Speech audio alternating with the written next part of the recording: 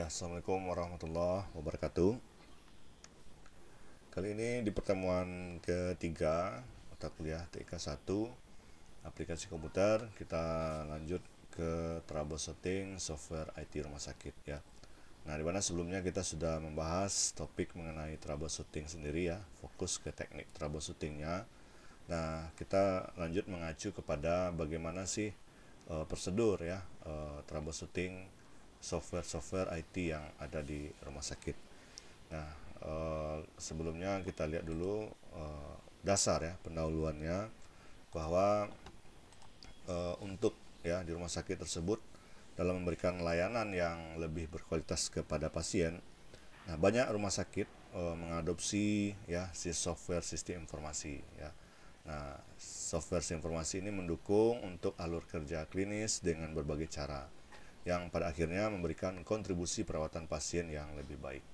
Nah, kemudian misi utama yang diemban sistem informasi rumah sakit adalah menyediakan informasi ya, terutama tentang pasien dalam cara yang benar, relevan dan terbaru.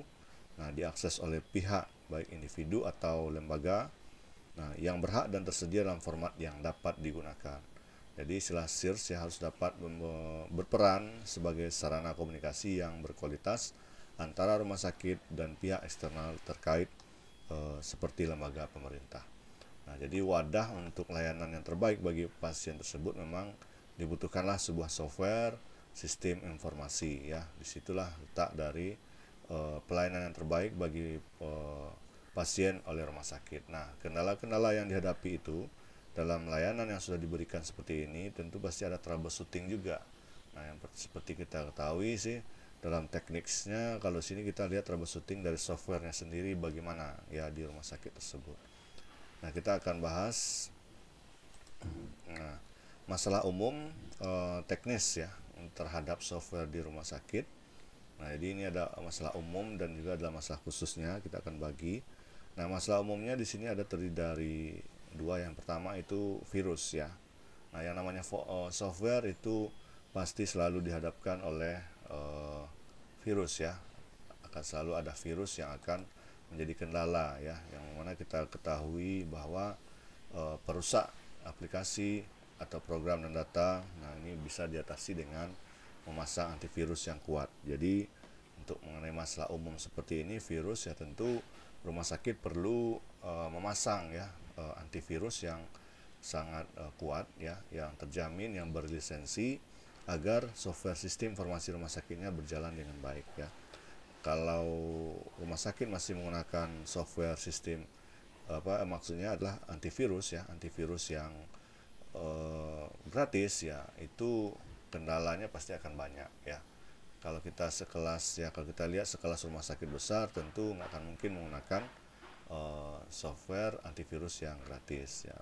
Kalau untuk berlisensi tentu akan menjamin keamanan dari software tersebut terhadap virus-virus perusak yang akan mengganggu layanan dari software tersebut yang diberikan ke pasien. Nah, ini perlu jadi perhatian bagi rumah sakit untuk bisa memilih ya antivirus yang terbaik untuk dipasang di perangkat komputer yang ada di rumah sakit.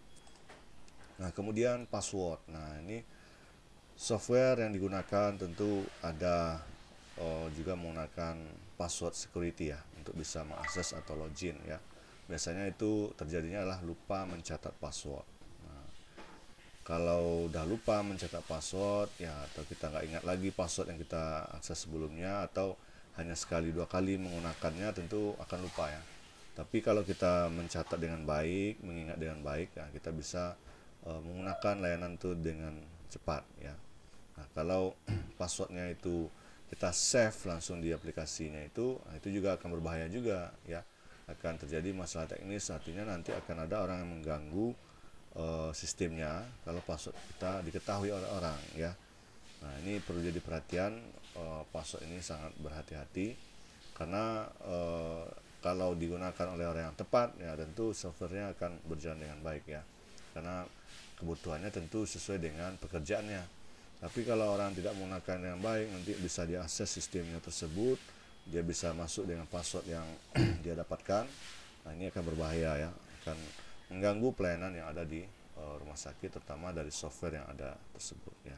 Jadi dua ini yang kalau kita lihat secara umumnya itu ya untuk masalah software yang ada di rumah sakit ya. Ini berdasarkan dari pengalaman-pengalaman baik dari mahasiswa, baik dari SDM yang sudah pernah sering ya memanfaatkan software sistem informasi rumah sakit. Nah, kemudian masalah khususnya untuk troubleshooting ini kita lihat dari 7 domain masalah ya. Nah, akan kita bahas satu-satu, ini lebih rinci yang 7 ini. Yang pertama itu data, kemudian dua teknologi, kemudian masalah proses bisnis, kemudian kognisi personel ya, kemudian kapabilitas personel ya, kemudian manajemen, dan terakhir itu adalah masalah lingkungan. Jadi ini sangat khusus spesifik, akan mempengaruhi terhadap software tersebut ya, terjadi kerusakan, terjadi kendala. Nah, ini akan mempengaruhinya. Nah, kita lihat satu persatu.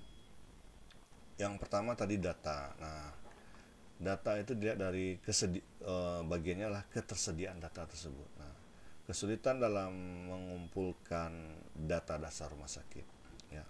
Nah, jadi kalau dalam menjalankan sistem software yang ada di rumah sakit, tentu harus ada input data yang akan diolah ya. Kalau data itu tidak lengkap ya, atau belum valid datanya, tentu akan mempengaruhi terhadap layanan ya. Bagaimana kita mengakses data pasien, data dokter, data lain-lainnya di layanan sistem kalau ketersediaannya masih minim ya. Nah, ini akan menjadi troubleshoot ya di kemudian hari ya. Kemudian juga masalah format ya. Nah, data dasar yang tidak dalam format digital ya.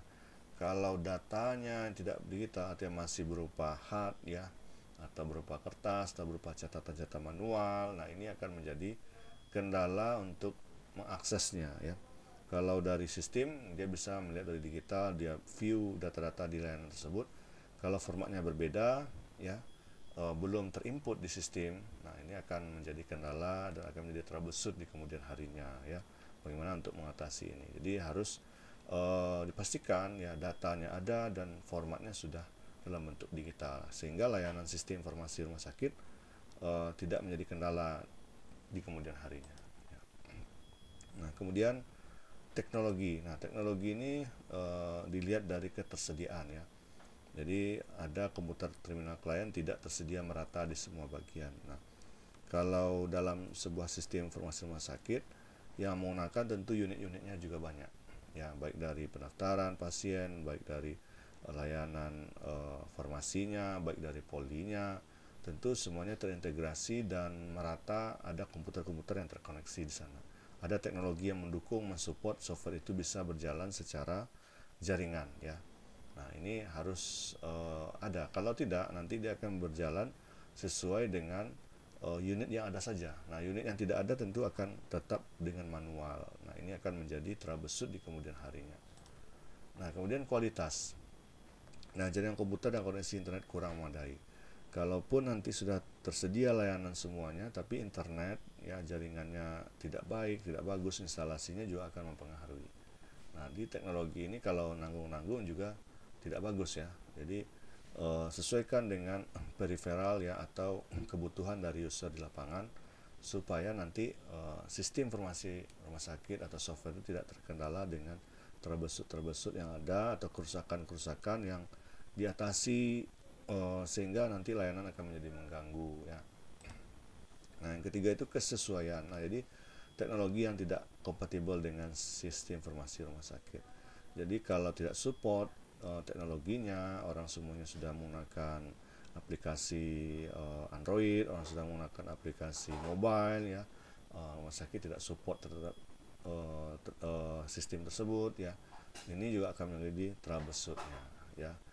Gimana cara mengaksesnya? Nggak bisa dengan HP, nggak bisa dengan tablet ya. Nah, tentu dengan komputer. Nah, tentu layanan kesesuaiannya juga tidak akan menjadi kompatibel ya, hanya sebagian-sebagian.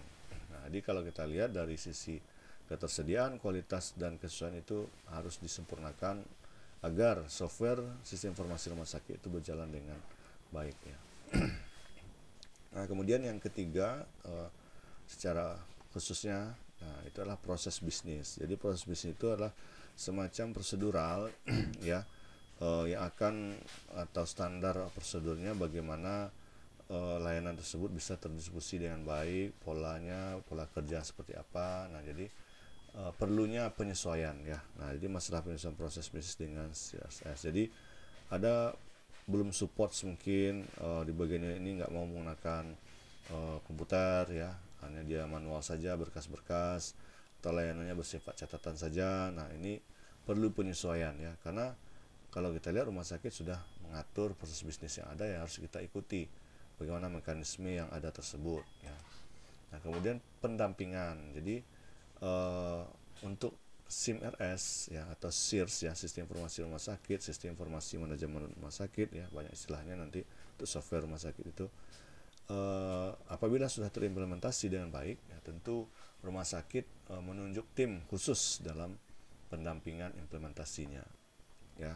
Ada maintenance-nya, nanti ada kerusakannya, tentu ada penyesuaiannya, transisinya yang biasanya SDM-nya menggunakan manual ke teknologi, tentu butuh proses dan waktu ya untuk bisa menggunakannya dengan baik ya. Kalau tidak ada pendampingan, nanti akan terjadi kendala lagi, akan terjadi troubleshooting lagi di kemudian hari. Itu tadi dua ya. Nah, yang keempat, kognisi personal ya, kognisi personalnya. Nah, bagaimana nanti respon ya. Nah, jadi dari SDM-nya atau personel rumah sakit tidak antusias dalam merespon kehadiran SIRS ya. Kalau tenaga SDM kesehatan yang ada bekerja di bagian unit tersebut tidak antusias atau tidak menggunakan maksimal sistem informasi rumah sakit ini atau software tersebut, nah tentu tidak akan berjalan dengan baik ya. Karena yang menjalankan usernya itu harus merespon, harus bisa maksimal dalam memanfaatkannya. Kalau ini tidak ada respon, nah tentu akan menjadi kendala, nanti akan menjadi troubleshooting, harus diperbaiki bagaimana sistem software itu bisa berjalan dengan baik di setiap unit ya. Jadi respon ini penting, atau antusias dari SDM perlu ya dilaksanakan ya. Kemudian konsistensi. Jadi tidak hanya respon, ada konsistensi. Jadi personal RS tidak aktif dalam mengoperasikan SIM RS. Jadi kadang digunakan, kadang tidak, kadang dipakai, kadang iya, kadang tidak ya kan. Jadi sesekali dipakai, sekali tidak. Nah, ini tidak konsisten. Nah, ini akan menjadi kendala terhadap pengaruhnya terhadap juga data, terhadap layanan dari rumah sakit ke pasien ya. Nah, berikutnya yang kelima itu kapabilitas personel. Jadi kapabilitas ya, bagaimana kapasitas personel itu dia mempunyai kemampuan ya, keterampilan dalam menggunakan yang sistem informasi belum memadai. Jadi keterampilan dia, walaupun dia bukannya basicnya orang IT, tapi dia punya keterampilan. Jadi keterampilan bisa dilatih ya dengan adanya training yang diberikan oleh rumah sakit ya. Jadi kemampuan yang harus dilatih dalam menggunakan itu, jadi tidak hanya dituntut oleh ke SDM-nya, tentu dari rumah sakit juga harus perlu menyiapkan training, pelatihan khusus terhadap tenaga yang bukan basic IT, karena yang menggunakan itu rata bukan orang IT juga, karena adalah petugas, perawat, bidan, dokter, dan tenaga lainnya yang bukan basic IT. Jadi kemampuannya harus dilatih ya kalau dia belum memadai ya. Nah, kemudian tadi sejalan dengan itu pelatihan. Jadi tidak hanya di awal saja waktu implementasi, pelatihan itu harus dilakukan berulang-ulang. Ya, kadang ada pembaruan sistem ya harus dilatih lagi, ada permasalahan harus dilatih lagi, supaya tidak ada troubleshooting ya terhadap software rumah sakit tersebut ya. Jadi aman ya, karena udah ada kemampuan, ada pelatihan ya. Kemudian yang keenam itu manajemen. Nah, terbagi dari sosialisasi. Jadi keterampilan personel yang menggunakan memadai itu, jadi kita harus sosialisasikan. Ini ada software terbaru, ini ada prosedur terbaru di rumah sakit menggunakan IT, jadi harus disosialisasikan ke SDM, ke personil yang belum memahami tersebut ya. Jadi diberikan pelatihan-pelatihan, diberikan sosialisasi. Jadi tidak hanya tuntut ke SDM, manajemen juga harus proaktif ya, supaya nanti software dari SI itu berjalan ya dengan baik. Kemudian mobilisasi ya. Jadi manajemen yang tidak mendorong personil untuk menggunakan CRS akan mempengaruhi. Jadi dorongan untuk selalu menggunakan, dorongan untuk mengawasi ya, sistem itu harus digunakan. Nah, itu harus juga ada feedbacknya dari manajemen juga ya. Kalau tidak ada, hanya dituntut aja, tidak ada diawasi, tidak didorong terus ya, ini penting, ini penting. Nah tentu CRSS-nya tidak berjalan dengan baik ya. Nah kemudian harus ada evaluasi. Jadi terkadang di manajemen tidak dilakukannya terhadap pengoperasian CRS itu. Jadi kalau tidak dilakukan oleh petugas atau personel SDM yang ada di sana, dievaluasi ya. Kalau tidak dievaluasi akan mempengaruhi troubleshooting ya. Ini mempengaruhi secara khususnya nanti. Ya dia tidak menggunakan ya, tidak ada evaluasi, tidak ada yang memarahi, tidak ada yang menegur ya. Sehingga softwarenya juga tidak berjalan dengan maksimal ya. Kemudian konsistensi. Jadi konsistensi tidak dituntut juga terhadap personel juga, tapi manajemen harus konsisten juga satu kata dalam membuat keputusan. Jadi kalau manajemen tidak satu kata dalam membuat keputusan, nah itu akan terjadi troubleshoot ya. Nah itu ada yang keempat. Nah yang kelima itu adalah harus diberikan penghargaan ya.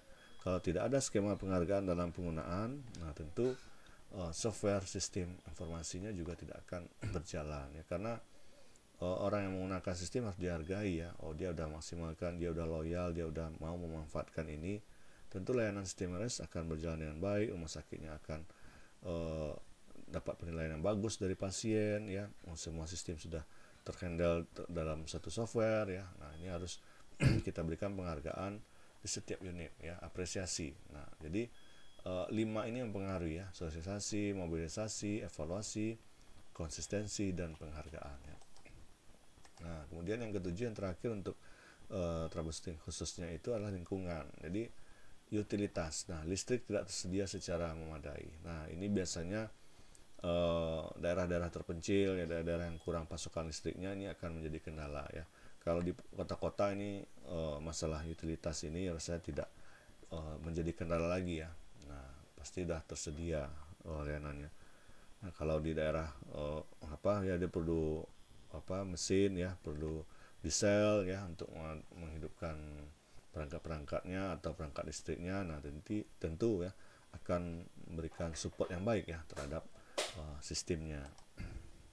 Kemudian jarak geografis, jarak rumah sakit yang cukup jauh sehingga kunjungan fisik sangat terbatas. Nah jadi kalau pasien yang daerah terpencil ya dengan rumah sakit yang jauh, nah kunjungannya juga akan terbatas. Nah sehingga sistem layanan rumah sakitnya juga tidak akan berjalan baik ya. Apa yang mau dilayani ya, pasien saja tidak ada, kunjungannya juga tidak banyak ya. Jadi dari segi pelayanan pun juga tidak akan berdampak dengan baik ya, sama saja baik itu menggunakan software atau tidak, sama saja. Jadi perlu support lingkungannya yang penting ya. Nah itu tadi troubleshooting secara khususnya. Nah jadi sehingga untuk pemecahan masalahnya atau konsekuensi dari problem solvingnya itu kita akan lihat dari 5 ini ya. Jadi yang pertama itu rumah sakit itu harus melakukan perkembangan teknologi yang tepat ya, tepat guna. Jadi seperti tadi yang terakhir, yang 7 poin tadi, yang poin ke-7 ya maksudnya. Kalau rasanya rumah sakit itu masih belum lengkap utilitasnya, penggunaannya belum bisa dimaksimalkan, pasien juga jarak tempuh ke rumah sakit juga belum jauh ya, atau mungkin ada support teknologi jaringan yang mungkin nggak apa-apa, salah kita gunakan layanan yang bersifat mobile. Tapi kalau belum ya tentu kita lihat teknologi apa yang tepat untuk sebuah sistem rumah sakit ya. Jadi ini harus diperhatikan yang pertama ini. Kemudian yang kedua, rumah sakit selalu siap dalam melakukan pembaharuan perangkat keras ya, maupun perangkat lunak pendukungnya apabila diperlukan. Jadi di mana-mana sekarang ini teknologi harus mensupport semuanya ya, baik dari layanan rumah sakit, layanan lain-lainnya yang sampai sekecil apapun ya harus mensupport. Nah, kalau ada pembaruan perangkat ya, kalau sekarang sudah teknologi 4G ya, perangkatnya harus juga tempuh juga dengan teknologi internet yang bagus ya, layanan jaringan yang bagus ya. Kalau orang sudah perangkatnya sudah menggunakan mobile Android ya, tentu rumah sakit juga harus melakukan pembaruan ya. Nah ini harus juga mensupport apabila diperlukan ya. Jadi tetap solusinya itu harus ada ya.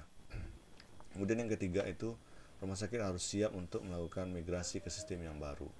Jadi kalau kita berlama-lama dengan sistem yang lama juga, kalau ada sistem yang baru yang lebih canggih, kenapa enggak kita lakukan migrasi? Nah ini harus siap. Walaupun terkendala nanti data yang harus di-upgrade, dipindahkan. Nah ini akan menjadi kendala troubleshoot. Nah, walaupun seperti itu, ini merupakan langkah problem solving juga ya, karena supaya rumah sakit bisa siap dalam melayani pasien dengan baik ya dari software yang ada. Nah, kemudian yang keempat itu perlu peningkatan pemahaman bagi user mengenai teknologi informasi. Nah, si user atau personil atau SDM ya, atau tidak hanya pasien saja atau tidak hanya petugas ya, pasien juga harus mempunyai pemahaman yang baik terhadap teknologi informasi ya. Dengan cara apa? Tentu kalau dari segi manajemen rumah sakit tentu memberikan sosialisasi. Kalau dari personil rumah sakit, SDM-nya harus selalu mengupdate ilmunya.